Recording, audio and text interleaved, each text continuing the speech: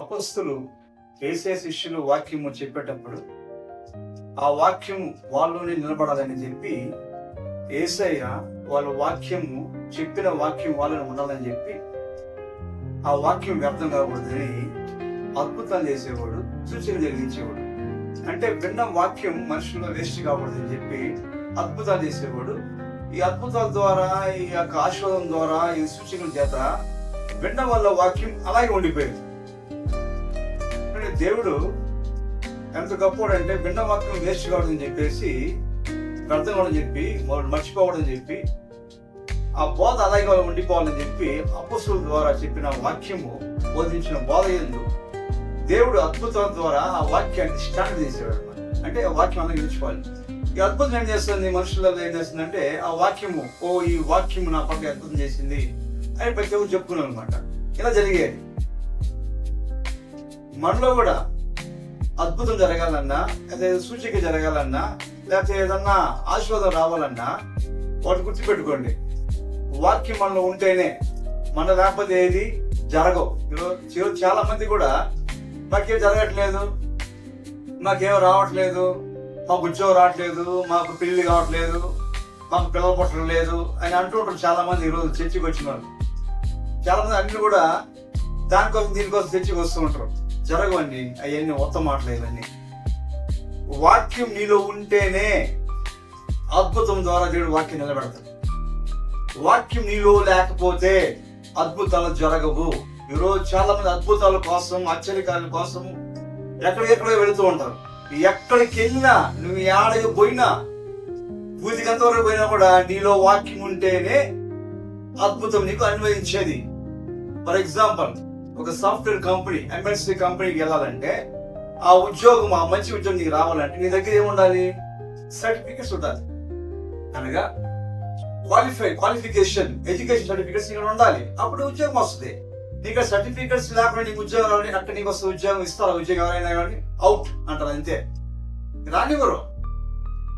Certificates లేకుండా ఏ రీతిగా నీకు ఉద్యోగం రాదు, అదే రీతిగా వాక్యం నీళ్ళు లేకుండా అద్భుతాలు నీ పట్ల జరగవు. జరిగేదానికి అవకాశం లేదు. ఈరోజు దేవుణ్ణి వదిలేసిపోవడము, మందిరాన్ని వదిలేయడము, మందిరాన్ని నిర్లక్ష్య పెట్టడము కారణం తెలుసా? వాళ్ళలో దేవుని వాక్యము లేదు, అద్భుతాలు జరగట్లేదు, ఆశ్చర్యం జరగట్లేదు. కాబట్టి ఎవరు మందిరానికి రాలేదు. ఈరోజు అనేకుల ప్రేమ కూడా చల్లారిపోతుంది, బికాస్ వాక్యం లేదు.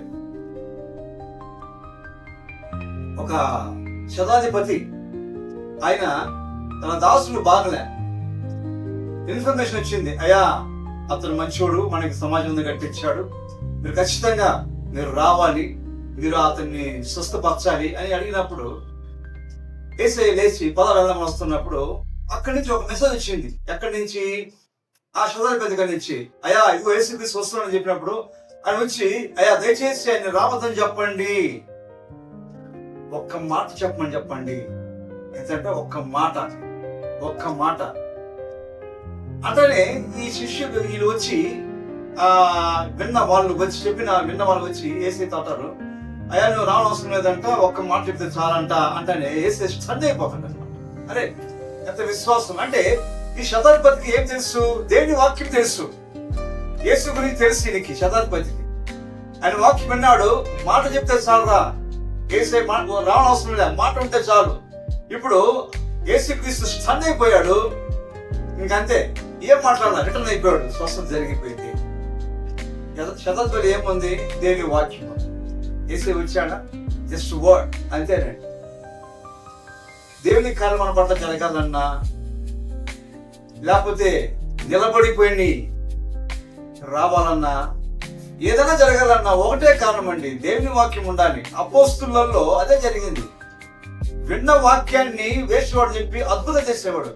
విన్న వాళ్ళలో సూచకం జరిగేటి, అద్భుతం జరిగేటి. ఎందుకని? ఆ వాక్యం వేసేవాడు. ఈరోజు నీలో నాలో దేవుడి ఆశీర్వాదంగా అద్భుతం జరగాలంటే మనం ఏమన్నా తెలుసా? జస్ట్ దేవుని వాక్యమే. ఇంక దేవుడు నిన్ను ఏది అడగదు. దేవుని వాక్యం నీలో ఉన్నట్లయితే నువ్వు ప్రార్థన రాకుండా ఉండలేవు, ఆలోచించకుండా ఉండలేవు, వేస్ట్గా మందికి రాలేవు, వ్యర్థంగా రాలేవు, ఏదో వెళ్ళాలని రావు.